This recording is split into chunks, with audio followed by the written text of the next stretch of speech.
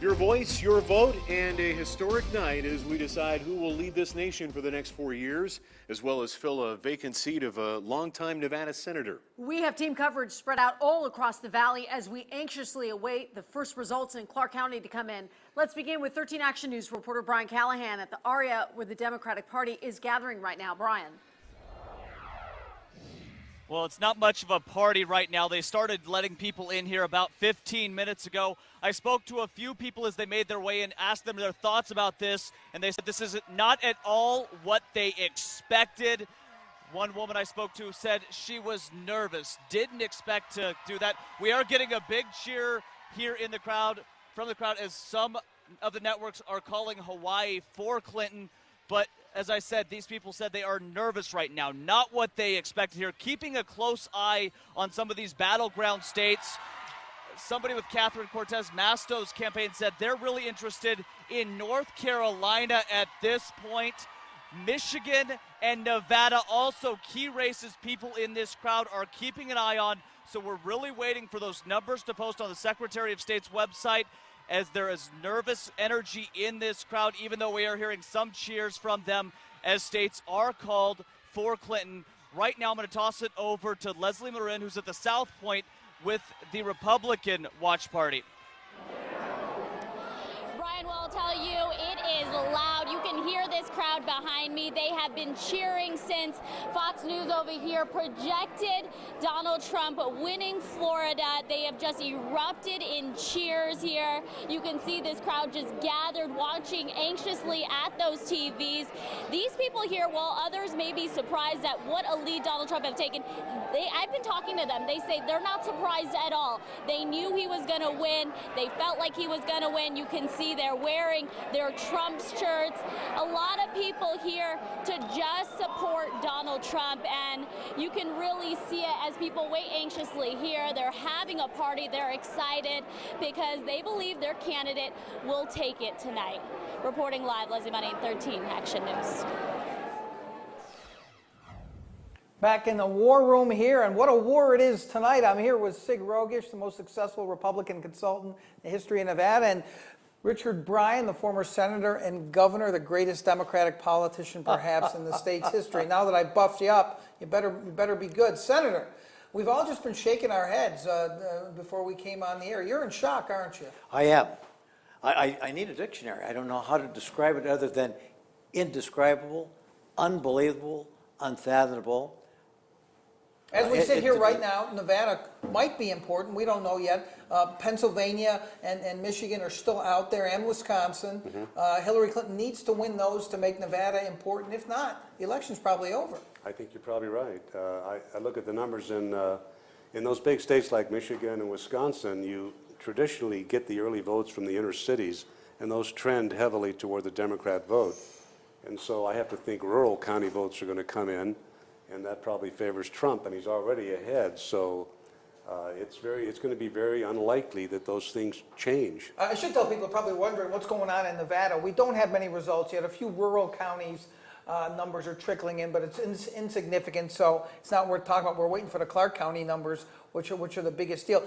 Sometimes you see, Senator, these waves that happen. Yes. But occasionally when they happen, Nevada goes counter to the wave. Yeah, am I right? That's exactly right. Well, Nevada has called the winner, in every presidential race in this century, other than the Ford victory, or rather the Carter victory over Ford in 1976. I think this may be another exception. I think Nevada is going to go for Clinton. I think at this point, I don't see how she has the pathway to get 270 electoral votes with the way the tide is merging all over the Midwest against her. All right, we're going to talk more about this. We're going to be back in the war room in a while. Back to you, Steve and Tricia. All right, thank you so much. And of course, Senator Harry Reid's seat is a coveted seat here in Nevada. And that race is being closely watched by everybody around the country, because that could have a huge influence on the balance of power in the Senate. That's true. All right, let's go to Masa Saidi right now with the very latest on that. And Masa. Yeah, that's right, Tricia. Steve, the balance of power in the Senate right now is 47-45 with the Republicans. This presidential race is so gripping, it's hard to pull yourself away from watching that, but the race between Catherine Cortez Masto and Representative Joe Heck is critical as well. Again, the control of the Senate is on the line. There are 9 close races that we have been monitoring all night. Illinois flipped and went over to the Democrats, Indiana and Florida to the Republicans. The Secretary of State, as John Ralston was just saying, still has not released the numbers for our state, but things do look good here for Catherine Cortez Masto, despite what happens between Trump and Clinton, because of the high minority turnout today and also the early voting returns that we got. Catherine Cortez Masto is the granddaughter of a Mexican immigrant. She's talked a lot about immigration reform. She's really tried to go out of her way and link Joe Heck to Donald Trump, hoping that Hispanics in our state are going to be so offended by some of the comments that he has made that is going to drive them to go to the polls. And it does seem like that is what we are seeing. But again, it is a very anxious mood here. People cheering every time another call for Clinton is made. So we're going to continue to watch this very closely. But now that's the very latest for right now. We want to send it back to you guys in studio. All right, Melissa, thank you. I want to point out to our viewers very quickly, we have the first results. If you look down that L-shaped bar there, these are some of the first initial returns coming in for Nevada, and we're waiting for Clark County, the big numbers dump, so to speak. So that's when we'll really start to get a much better idea what's happening in the Senate race, as well as how Nevada is going to vote for the president. That's right. And another thing we want to talk about tonight is something that's been very controversial here. The ballot issues. That's right, the ballot issues, and we're talking about the recreational marijuana. And David Schuman joins us live right now. He has more insight on that. He's live from Twain and Boulder right now. Well, we're at Shango Cannabis Dispensary on Boulder Highway. It's a business that's looking at a possible boom if marijuana becomes legal. Now, people here are waiting on the voting results with Tommy Chong of Cheech and Chong fame. We spoke to him earlier. You'll hear from him tonight on 13 Action News at 11. The comedian is a big proponent of pot, as is everyone here, but the anti-legalization side has a strong voice as well in Las Vegas. All the way around, it's a bad deal for Nevada. Public safety issues. More high drivers on the road. We've seen that in Colorado. We've seen fatal accidents with drug drivers go way up. Now, as of a couple minutes ago, results of the Question 2 vote haven't started being reported, but people on both sides of the issue told me today they expect it to be very close. Supporters of Question 2 say it's time that we become more open-minded as a society. They say there's a lot of opportunity in marijuana, especially when it comes to tax revenue. They project there's going to be millions of dollars that go toward education. Naysayers say the money will only be a drop in the bucket for the state's education fund. But whatever happens, this is a process that will take years to play out and for us to fully understand the effects. Now, here tonight, people aren't thinking that far ahead. They're just enjoying speaking to comedy legend Tommy Chong. Again, you'll hear from him tonight on 13 Action News at 11. Reporting live, David Schuman, 13 Action News. All right, David, thank you. And what an exciting night. It has certainly been a lot of things we weren't expecting, keeping a close eye on everything. It's turning into a barn burner, and you can sort sure of is. get a sense in the mood between the Republican and the Democratic gathering points tonight right now. The Republicans definitely feeling the momentum, but the night's not over. This is true. And Nevada is going to play what could be a larger and larger role in that. Let's go over to Riley Snyder from PolitiFact. And Riley, I mean, Nevada has always been a battleground state, a key swing state, but as we look at these electoral college numbers coming in off the national returns, Nevada is turning into a capital N. Yes, we are a capital N. We say that we matter every election cycle. Now more than ever, we may be Hillary Clinton's only path to victory. Our 6 electoral votes, given how close it's been, given the uncertainty in Michigan and other states, Wisconsin, states that were assumed to be safe or lean Democratic are now looking like they're toss-ups or could go towards Donald Trump. So, you know, Nevada could decide this election. Okay, let's talk about down ballot now, because the latest polls before Election Day, especially in the Senate race, Catherine Cortez Masto having a little bit of a lead over Joe Heck. In the presidential race now, how do we analyze this? Because so many things now have been turned on their ear through this entire election night. Is there any way to safely predict how the Senate race is going to come down? Absolutely, Steve. You know, if I wanted to use the polls to make a prediction, I'd be just as wrong as everyone in Then we Florida. wouldn't bother having elections. Absolutely. So, you know, Catherine Cortez Masto, the Democratic Senate candidate, Hillary Clinton, were leading by small margins in Nevada, according to the latest polls. We have exit polling, which again, you need to take with a huge grain of salt, showing them leading in the state as polls closed. However, this is still way up in the air. We'll see what happens as results are just starting to trickle in right now. That's right. We want to point that out because we're just starting to get returns on that race. So let's go back to 13 Action News political analyst John Ralston in the war room, where we're crunching some numbers right now. John? Yeah, we finally got the Clark numbers in. The first post came through. This is all the early and mail votes. Let me tell you where we are. Hillary Clinton has about a 64,000 vote lead. Remember, they had a 73,000 vote firewall built up in Clark County. That should be enough, although I wouldn't say it's 100% sure, should be enough to win depending on what happened on Election Day. Catherine Cortez Masto is actually running ahead of Hillary Clinton, 66,000 vote lead in Clark County.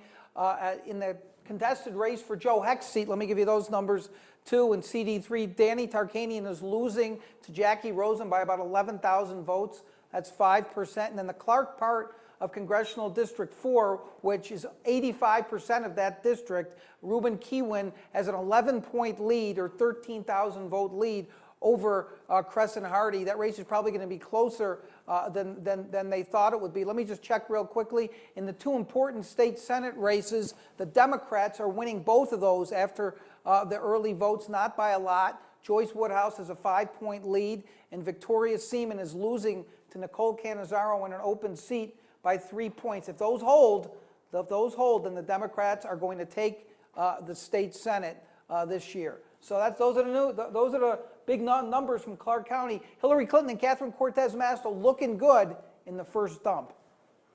John, thank you. We will check back with you. And by the way, we also want to remind you that you're seeing this L on your screen. These are the latest numbers coming in, so just keep watching this L on your screen. We're going to take a quick break and be right back with the latest returns that we can put on the screen for you and give you an update on what's happening on these statewide races and some local races. Stay with us. And welcome back. Let's put some new Senate numbers up on the screen right now for you. This is the hotly contested race right now between Joe Heck and Catherine Cortez Masto. You can see just getting these returns in now, 1% of the precincts reporting right now Joe Heck way ahead, but that is definitely going to change as the night unfolds tonight. And Chris King joins us now live from the South Point where the Republicans are tonight. And Chris, what's the mood with these early numbers now coming in? They're very preliminary, though. Well, Tricia, let me show you the crowd out here. It certainly is a lot more crowded than it was earlier in the day. The mood here is very, very buoyant. Every time that there's a win for Donald Trump flashed up on the monitors, there's a big cheer out here. Now, as for Joe Heck, that race is critical as well. Of course, he's locked in a battle with Catherine Cortez Masto for the Senate seat being left open by Harry Reid. Now, Republicans want to hold on to their majority in the Senate. The Democrats want to take control. This will help determine the balance of power. This race is going to be very critical to determining that. I had talked with the chairman of the Nevada GOP earlier, and he believes that this will be a close race. As Steve was saying before, right now Heck has a very big lead, but a lot of the other precincts have not reported yet. But the GOP here, their folks here are optimistic, and they hope that this race will end early, but they believe that it will be right down to the wire. But it could be a very late night, but who even knows. So we are live at the South Point. Christopher King, 13 Action News.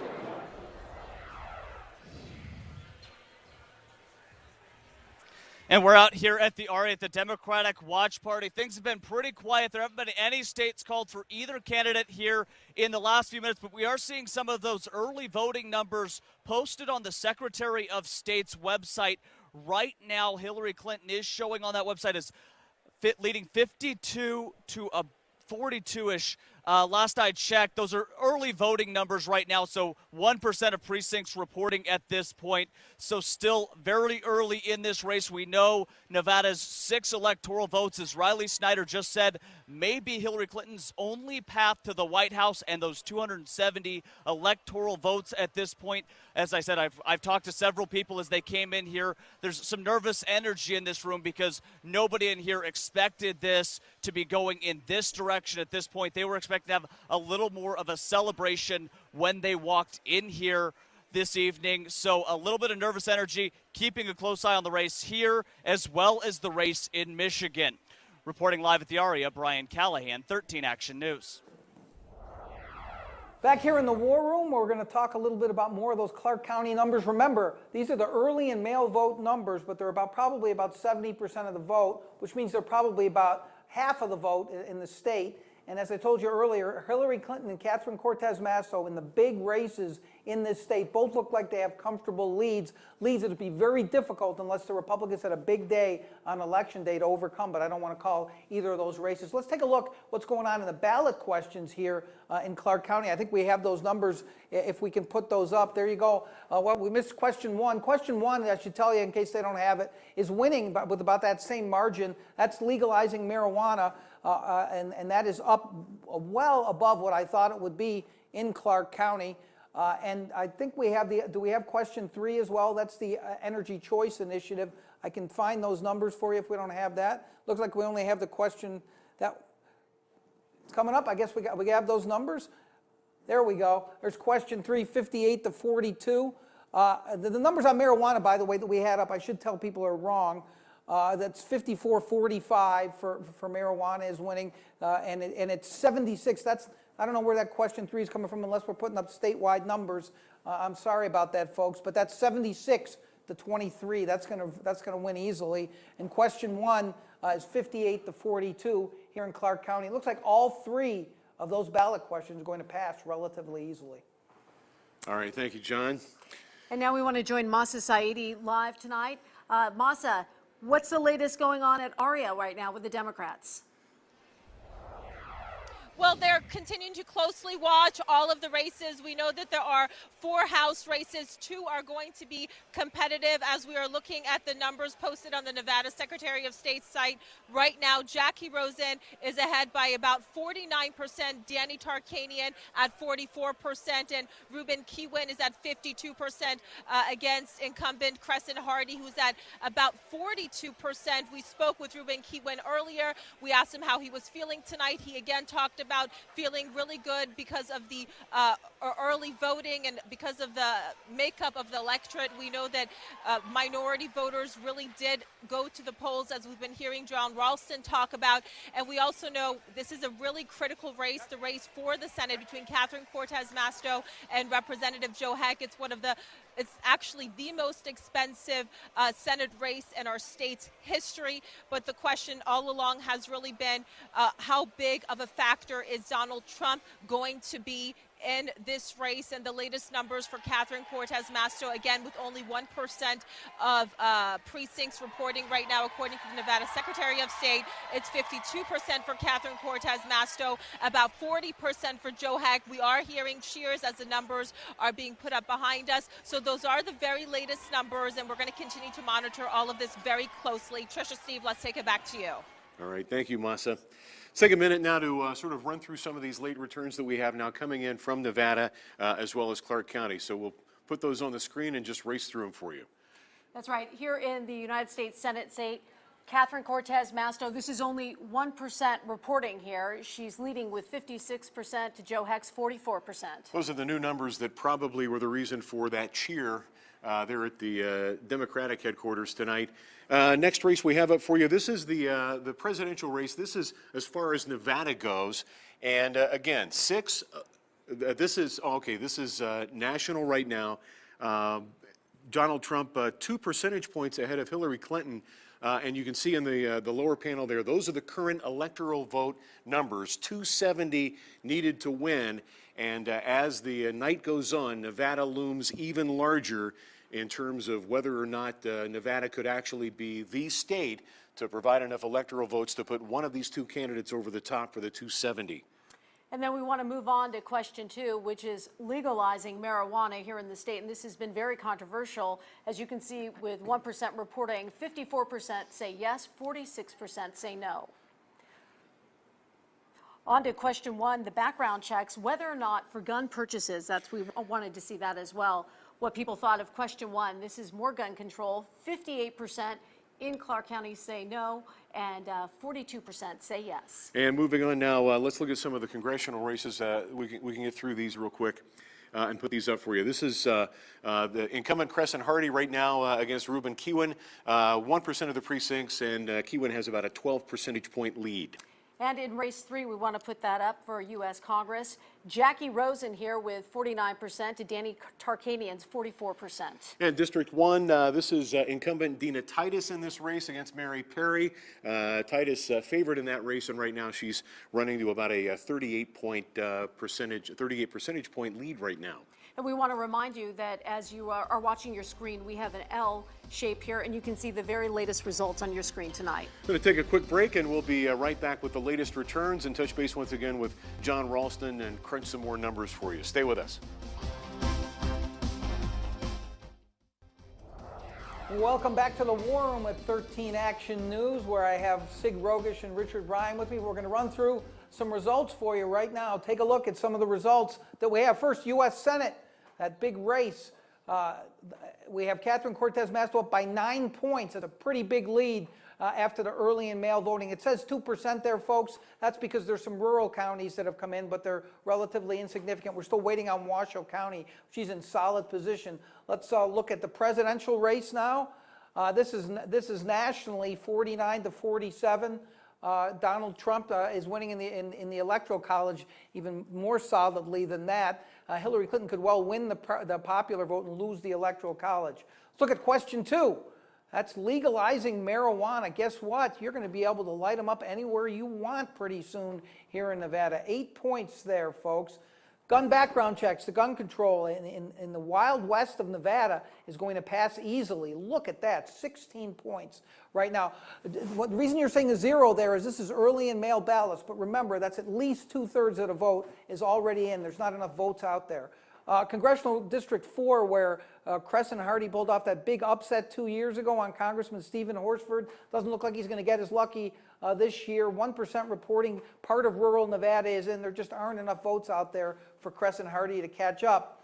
Congressional District 3, that's Joe Heck's seat. Jackie Rosen, who nobody had heard of until about 6 months ago, is winning pretty substantially over Danny Tarkanian. We still have to wait for the election day numbers to come in, but that's pretty substantial lead, about 11,000 votes there. And finally, a race that was never in doubt, Dina Titus is going to be re-elected. Real quickly, let me get the take of Sig Rogish and Richard Bryan on these numbers. Sig Rogish, anything surprise you? No, I'm not surprised. You're just saying that because you want to look like you knew No, everything. I'm just telling you, I'm not surprised. They banked numbers like I've never seen before in the state's The Democrats did, right? Democrats did, and it's the best ever in the state's history, probably. Considering the wave we were talking about, Senator, earlier, that's coming across this country, a red wave, Donald Trump running much stronger. Nevada looks like in those top 2 races so far may have held up against the wave.